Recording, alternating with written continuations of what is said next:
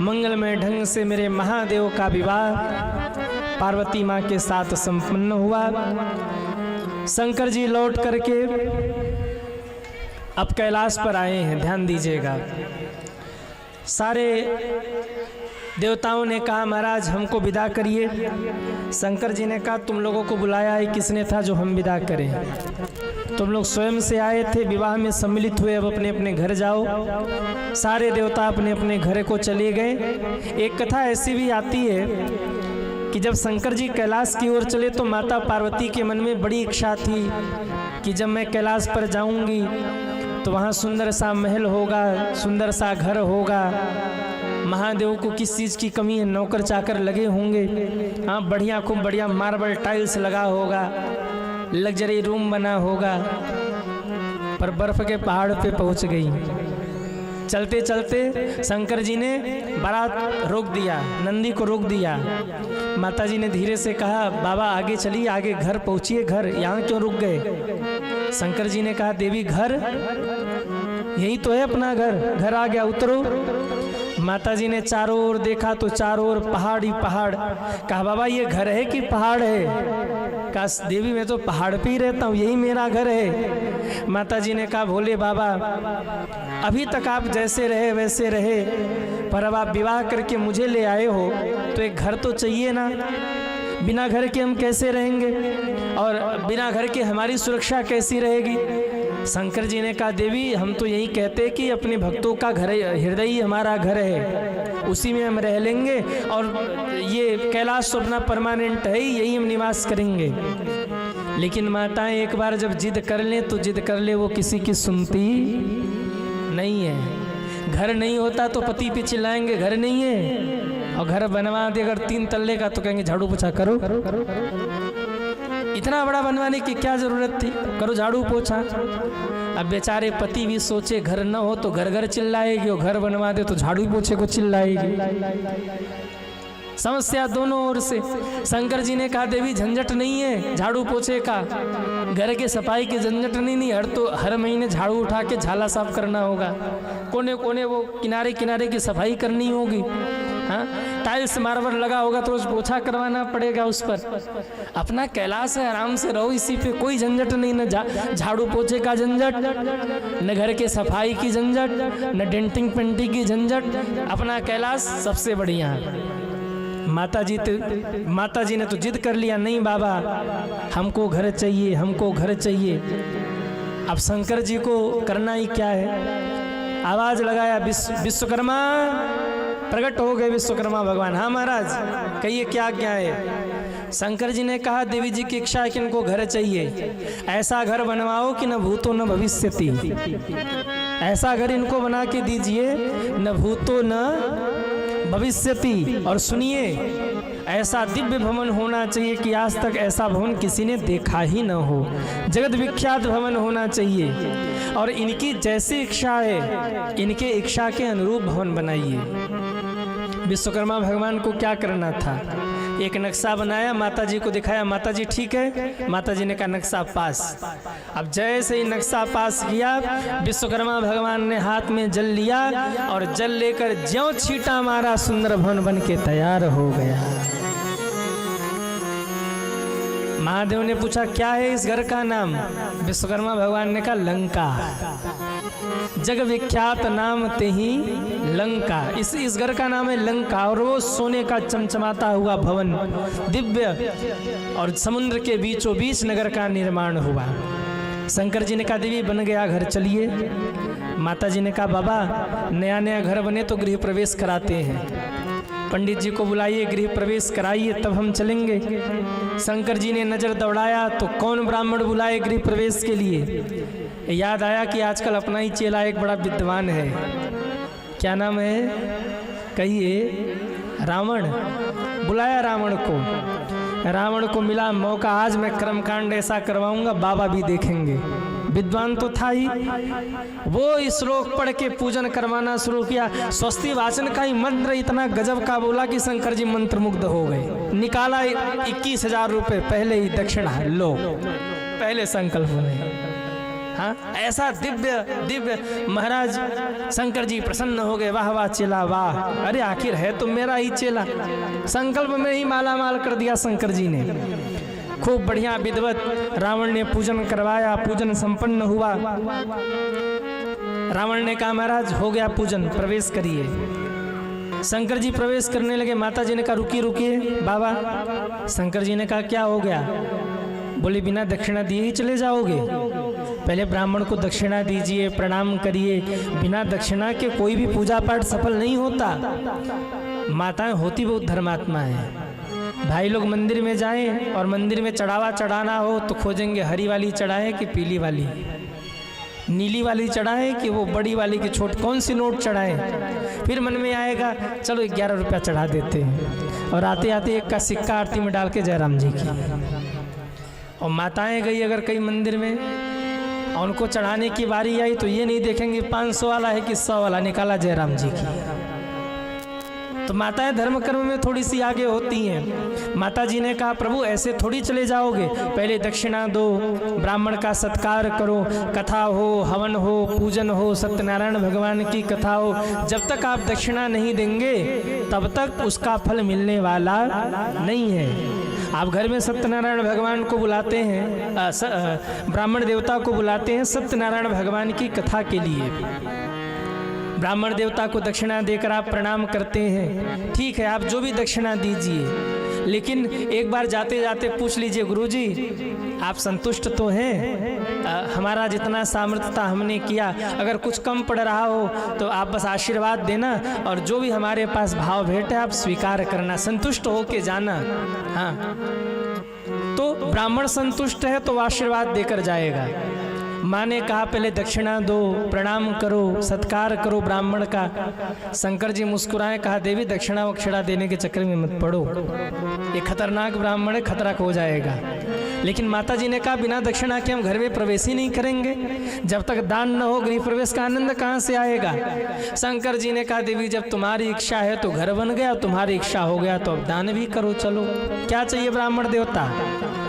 शंकर जी रावण ने हाथ जोड़ करके कहा महाराज हमारी दक्षिणा तो आप रहने ही दो, हमें नहीं चाहिए बाबा दक्षिणा। अरे ब्राह्मण देवता कैसी बात कर रहे हैं, बिना दक्षिणा के पूजन सफल नहीं होता, मांगिए क्या चाहिए दक्षिणा। रावण ने कहा महाराज आप दोगे नहीं। शंकर जी बोले इससे पहले माता जी ने कहा ब्राह्मण देवता आप मांगिए, जो भी मांगेंगे हम देंगे। रावण ने कहा पहले संकल्प करिए। शंकर जी और पार्वती जी ने संकल्प किया जो भी ब्राह्मण मांगेंगे हम इनको दक्षिणा समर्पित करेंगे। जैसे ही संकल्प किया और पूछा महाराज क्या चाहिए मांगिए, रावण ने हाथ जोड़ा, कहा सब कुछ तो है, लंका दे दीजिए हमें, और कुछ नहीं चाहिए बस लंका दे दीजिए। माता जी ने तो सिर पीट लिया, हे भगवान ऐसी भी दक्षिणा कोई मांगता है।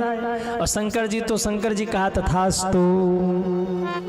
बगल में खड़ी थी माता पार्वती, क्रोध आया और कहा रावण तुमने छल करके मेरे ही घर को मांग लिया, पहली बार तो मैंने अपने मन पसंद से कोई भवन बनवाया और तुमने इसी का दान मांग लिया, तो जाओ हम तुम्हें श्राप देते हैं, एक दिन इसी लंका को जलाकर हम नष्ट कर देंगे, ये मेरा श्राप है।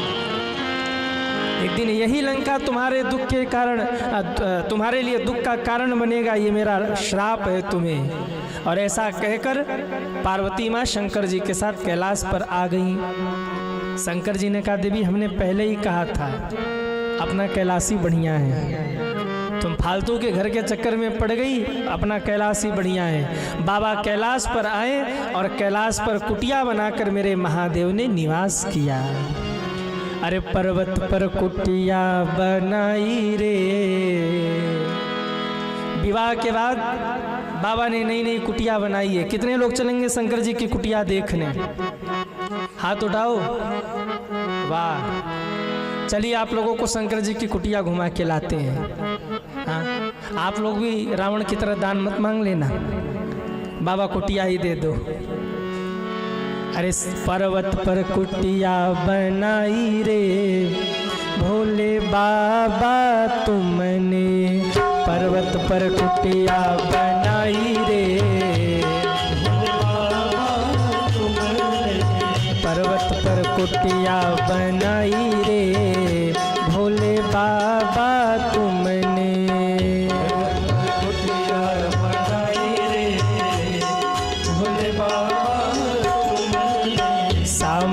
कुटिया छवाई रे भोले बाबा तुमने।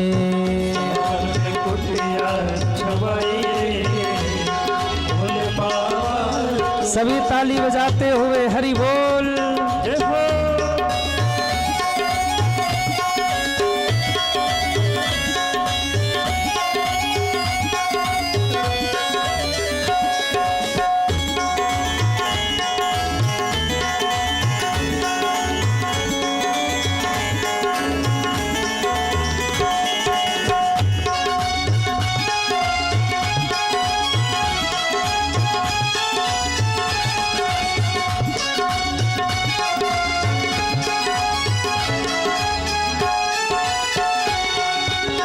आधी कुटिया पर बेला चमेली, कुटिया पर बेला चमेली। आधी कुटिया पर बेला चमेली, कुटिया पर बेला चमेली। आधी में भंगिया बुआई रे भोले बाबा तुमने।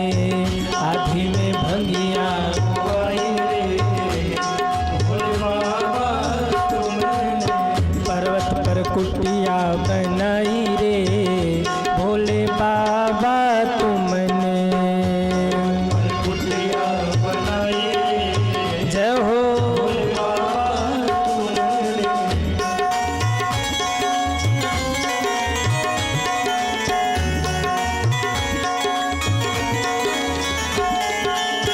शंकर जी की कुटिया देखिए। आधी कुटिया पर चंदा और सूरज, कुटिया पर चंदा और सूरज। चंदा और सूरज, चंदा और सूरज।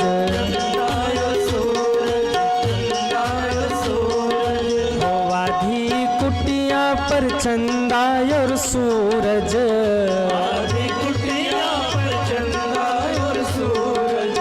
आधी पर गंगा बहाई रे भोले बाबा तुमने। आधी पर गंगा बहाई रे भोले बाबा तुमने। पर्वत पर कुटिया बनाई रे भोले बाबा तुमने। कुटिया बनाई रे भोले बाबा तुमने। जरा उठाइए दोनों हाथों को हरि बोल।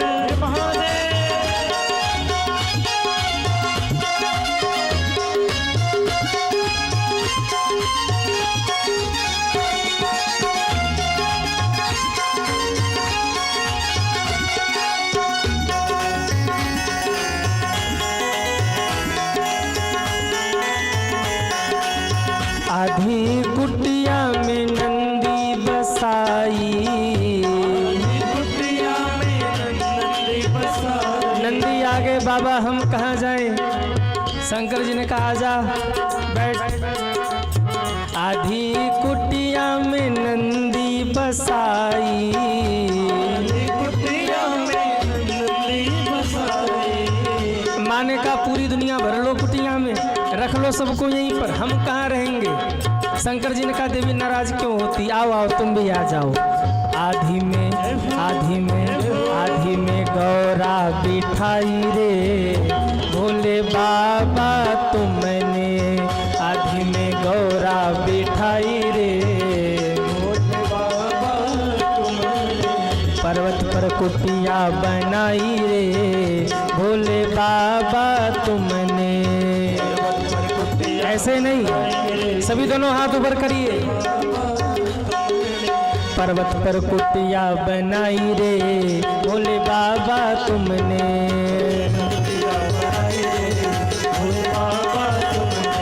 पर्वत पर कुटिया बनाई रे भोले बाबा तुमने। भोले बाबा भोले बाबा तुमने, भोले बाबा तुमने।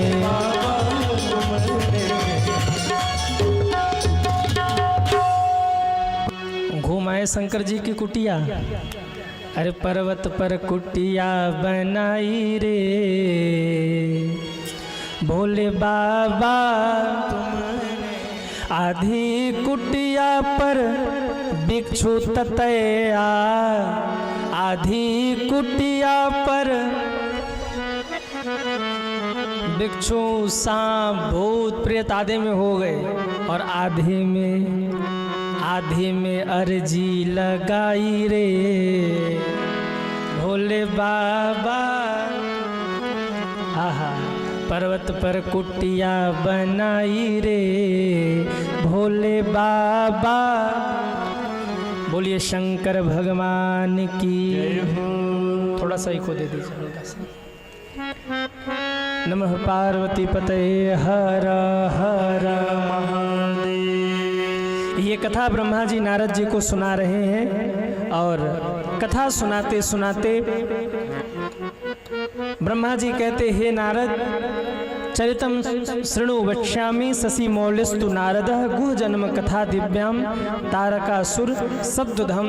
हे नारद अब सुनो मैं तुम्हें बताता हूँ कैसे कार्तिकेय का प्रागट्य हुआ और कैसे तारकासुर का वध हुआ।